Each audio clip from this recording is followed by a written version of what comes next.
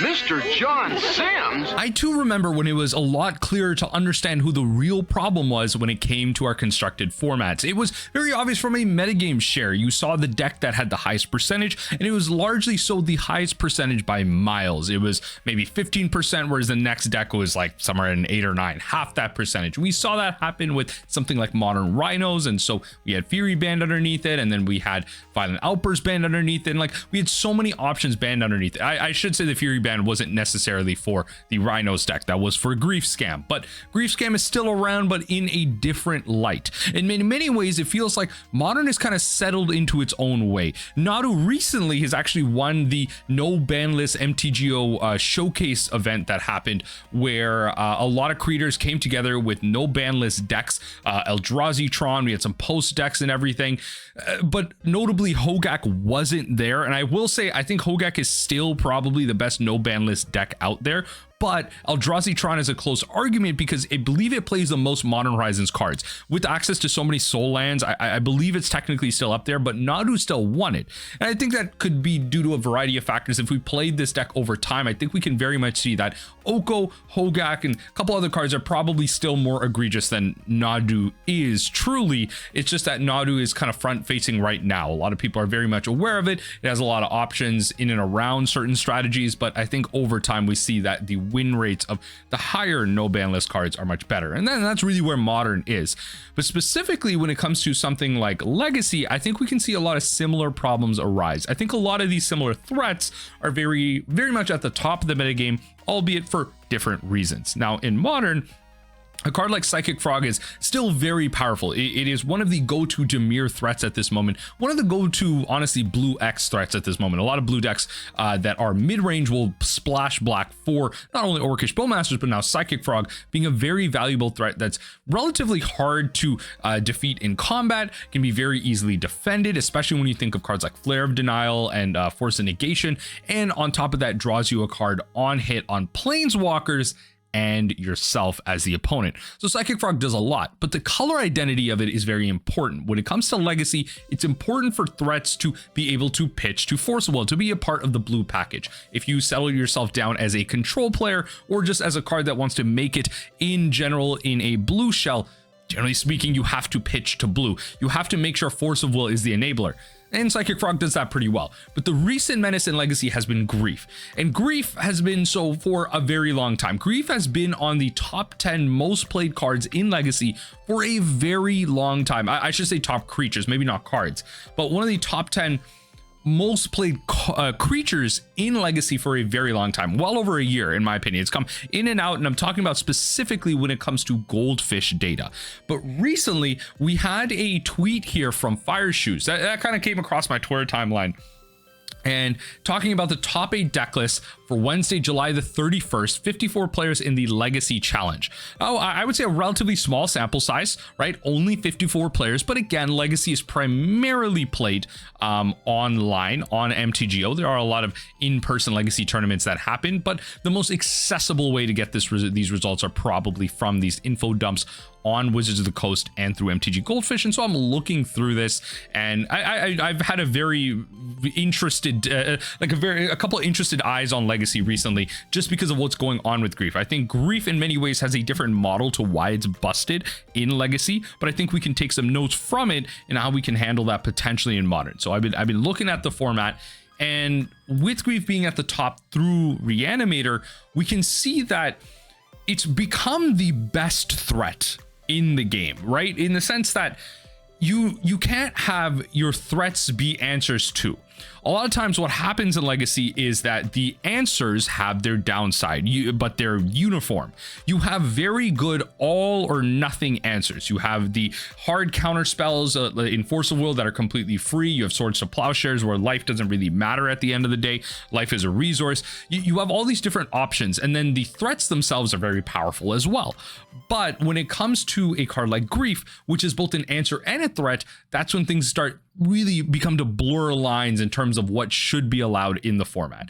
Grief itself becomes a Thoughtseize effect that not only is free, but then when you reanimate it, can become an answer again as another Thoughtseize effect, but also be a threat back on the field as a 3-2 with Menace. And a 3-2 with Menace is even in Legacy, really hard to block and or deal with. And so a lot of times what Legacy players will have is the combo decks will usually have 1 to 2 combo enabler pieces, will maybe 1 to 2 protection pieces, and a Grief Reanimate stops that completely. You take the Force of Will out, you then take the Force of Negation, or you take the Force of Will out, then the combo piece, or you take the combo piece out and then the Searcher. There's so many ways where a double scam situation really does stop everything in terms of what a Legacy player wants to do. And then is a 3-2 menace attacker coming at you. There's no way you're putting a blocker in front of it. And now that becomes further exacerbated by something like the Psychic Frog, where Psychic Frog now is blue and black. It pitches to your Force of Will, it pitches to your Grief. And so with that, when I was looking at the Legacy Challenge top 8, I noticed that something to what Anurag is kind of talking about in this tweet here, where 28 out of 32 frogs, it's just frogs everywhere in the top 8 deck lists for this metagame. It's absolutely insane to me that these deck lists are able to do this. Out of the 8, right? So if you have 8 decks, right, in the top 8, you multiply that by 4. That means those are 32 possible slots for in terms of like 32 possible slots available in terms of how many you can use to play Psychic Frog. And out of 32 of those, 28 of those slots, right, out of a playset are used up by Psychic Frog. That means there's a couple of 3-ofs, there's a couple of 4-ofs, it's all there. Psychic Frog has become the most played card in Legacy, most played creature card. I keep saying card, most played creature card in Legacy by a mile. And I look, this may be a bit of a monkey's paw situation. I'm not necessarily saying that Psychic Frog needs to be banned, because if we just go by pure numbers, it would look like Psychic Frog needs to get banned, and with Grief and some other things. But it would kind of appear that something like this causes or should cause a change. And August 26th is still not exactly right around the corner. We're just as far away as we were when we realized that, you know, they're not changing their mind on when they're going to do the BNR. And I think that the BNR on the 26th is going to be the content creators like just pure cream event, right? Like the cream of the crop. It's going to be the nut to farm as much content as possible, because there's probably going to be a long-winded article around it. There's going to be discussions about Modern, discussions about Legacy, discussions about the ban schedule in general. There's going to be so much information to come out of that one article. And I hope it's not just, you know, Grief gets banned and Legacy Psychic Frog gets banned, or just that Psychic Frog gets banned. I think there's a lot of things that need to change with a lot of constructed formats. There needs to be a bit of upheaval overall. And Psychic Frog is kind of just that poster child of it, where it in itself is a powerful threat in Modern. It's a powerful threat in Legacy as well, just being a flyer and a way to feed cards into your graveyard as well for the black reanimation strategies, but also the fact that it pitches to Force of Will and it pitches to Grief because it's black. I think the duality of this, it covers, it's not even a duality, it's a triality. It does everything. It is a threat, and it enables both your defense and your offense. That is the scary part about Psychic Frog. It in itself isn't necessarily broken. It's a good threat. It's a really good threat. Ragavan is, I would say, for all intents and purposes, as a creature on the battlefield, more threatening than something like Psychic Frog. But Psychic Frog, again, outside of being a good threat, is, as I just mentioned for the 3rd or 4th time, is a good enabler for the powers that be in Legacy. And with enabling Force of Will and with enabling Grief, it just means that the whole package is kind of complete. This becomes the impromptu or just the go-to most powerful deck list out there. I'm talking about the Grief Scaminator deck, the Reanimator Scaminator deck that took out Gristlebrand as the #1 reanimation target, and now opts for actually what a lot of people would consider is what feels like more as magic as Richard Garfield intended, where we are reanimating Golgari Grave Trolls, because Golgari Grave Troll on turn 1 can then tutor for a swamp that you need to further enable yourself, allowing you to keep 1-landers. But Golgari Grave Troll having Mega Menace, not being able to be blocked unless you're blocking by 3 or more creatures, actually really powerful as a threat. That's a really, like, that's like a 3-turn clock, because you know 6, 6, 6, 18, like your opponent's gonna fetch once or twice. They might pay for a free spell, they might pay for something, right? Like it's all there, right? Like you pay for a Force of Will or two, like it's all there. It's a 3-turn clock, and it's really powerful that not only is Grief enabling this, because the deck doesn't need to do anything complicated. It already has the answers it needs. It's got the Force of Will, it's got the Grief. The threats can be simple. You don't need Gristlebrand to draw through your deck. You just need maybe something like an Atraxa to entomb, and then you can draw out a bunch of cards. Sure, optionality is great, and then you can further enable it with something like Psychic Frog to discard cards from your hand to then feed into your yard to then reanimate and further along from there. Like, it's doing everything that these decks always have wanted to do, but have had to go through so many hoops to do so. Think about what your opponent has to have, thinking about the counter magic, thinking about the discard, thinking about the threats, everything. It doesn't matter because it's just playing better cards than the opponent. It's just doing more. It's doing it better. And it's going to be really interesting to see what actually gets taken out of the format on August 26th for both Modern, but also for Legacy. I think in many ways, the popularity of Legacy is important because it's kind of that final step for the enfranchised constructed player. It is that peak echelon where you want that type of gameplay, where it feels like you want, like the Legacy gameplay, generally speaking, is what you generally want for Modern. Highly interactive combo decks exist, very powerful synergies exist, but the stops in the format also exist, so you have a lot of deep gameplay. I've said it many times as well, even a step up from that, if money was an object, I'd be playing Vintage all day. Vintage, I think, is one of the most one of the best formats in terms of gameplay, deep, rich gameplay, very quick games. It feels like Modern at its peak in many ways. There's a lot of powerful things happening, a lot of powerful answers, and it just feels like the simple things can win the game, right? Like, a lot of simple threats can come across, and it's just like a lot of answers that you can go back and forth with. And that's what I really like about these high power formats. And I have a vested interest in terms of like feeling like these formats should be fixed and they should have their attention paid to. And Modern, especially, that being my primary format, I know something will happen with Modern. I know something will get banned out, whether it be Nadu and Grief. I think there's a lot of things that Modern could fix itself with.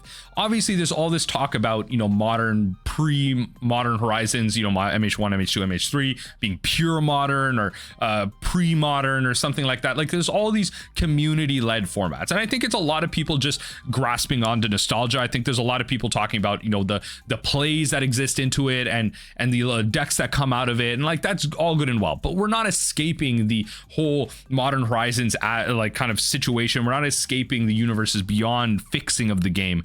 But what we can do is try and be vocal and curate a format that we want. Ultimately, I don't think the One Ring is going to get banned. I think we're going to have to stick with that. I hope Grief gets banned. I hope, you know, for the sake of the community, Nadu gets banned. But as long as Nadu is around, then the mill players are going to eat. So, you know, I have my two sides of the coin to that.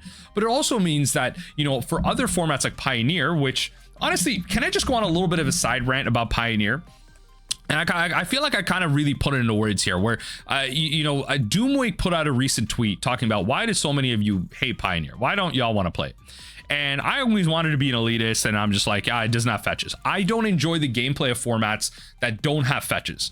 And Pauper is that exception because the gameplay is actually really deep. It doesn't need fetches. And I think, and I always thought about like, why do I enjoy Pauper for that reason? It can't just be the affinity, like the artifact lands. And I reposted that tweet and or a response to that tweet by Kess from the Cast, who was talking about how, yeah, there's no fetches. And then I was kind of thinking about my response to him, and he's like, you know, hate is a strong word. I'm like, oh, you know, I didn't know Kess and I agreed on so much. And I was like, yeah, he's like, hate is a strong word. I'm like, yeah, fair enough. Hate is a strong word. But what I really came down to was the fact that as a mill player, one of the things that I really enjoy doing is stopping linear strategies, stopping the combo decks. I really like having game versus these type of strategies because it makes me feel like I have a unique place in the Modern metagame. It makes me feel like my deck does something that no one else does. I like that kind of underdog feeling, that angle that no one else can take or does so in a good way. And it got me thinking. It makes me feel like Pioneer doesn't really have a good answer to any combo deck. The answers suck in Pioneer. Like, I don't know if any of y'all feel this, but like I really started to think about this, and this really started a vibe with me. Like, I don't like playing Pioneer because not only are there, like, I don't like the gameplay without fetches. I don't like the fact that I can't build good mana bases, in my opinion, what I would consider good mana bases, but also that the answers suck. Why is it that Amalia combo and all these combo decks and all these high synergy decks keep needing to be banned out of the format? It's because there aren't good answers. And I'm not saying this is just print surgical extraction into the format. Yo, if we printed surgical extraction into the format, Mill would actually be a good deck. Mill would actually be a tier 1.5 to 2 deck because of the fact that it is now able to answer the combo decks. It would actually be really powerful. Surgical extraction would actually be a high tier elite reprint. But you couldn't do it. It doesn't make sense from a non-story perspective because surgical extraction is specifically tied to Phyrexia. And so we're past that arc for now, unless they made like a straight to Pioneer set or something. But I guess you could do it in like the foundation set, which I believe like standard foundations, I believe that's also Pioneer legal. So maybe you could print surgical and something like that. But it just really feels like Pioneer can't do much. I'm kind of bored with the answers. I don't like the fact that I have to play these weak answers. Lightning Bolt isn't around. Like, you don't have good answers to cards that exist in the format that I would otherwise see in Legacy and Modern as nonsensical like threats, because I could just eliminate them really easy. Heck, that's why I like Pauper, because the combo decks are really powerful, but the answers to them are really powerful as well, right? They exist and they have answers to them, but the answers have answers, and like there's this deep back and forth. And that's what I enjoy about it. That's why I think Pioneer isn't that great of a format. And that's just my personal opinion. But regardless, that's my little Pioneer rant. I think in general, Psychic Frog is in an interesting place in Legacy. It's kind of highlighting why Force of Will and Grief are really powerful right now, combined together in a Reanimator shell. I just think that something needs to happen on August 26th. Something will, and I think it, again, will be a pretty big article in terms of what gets banned, what gets changed. We're going to see a lot of shakeups. But we need to do it right. We need to make sure that it's not just going to be furthering the sales of Wizards of the Coast, which at the end of the day it is. But I just hope that furthering those sales means that Grief can finally go, that maybe the One Ring can go, that hopefully Nadu can go as well. But let me know what you think in the comment section down below. Do you believe as a Legacy player that Psychic Frog is a problem in the format, or is it more so just assisting the other problems that exist in the format and therefore is kind of boosted up in terms of playability? And what do you think about the BNR coming up later this month as well? First day of the month, we are kind of at that countdown down to the 26th.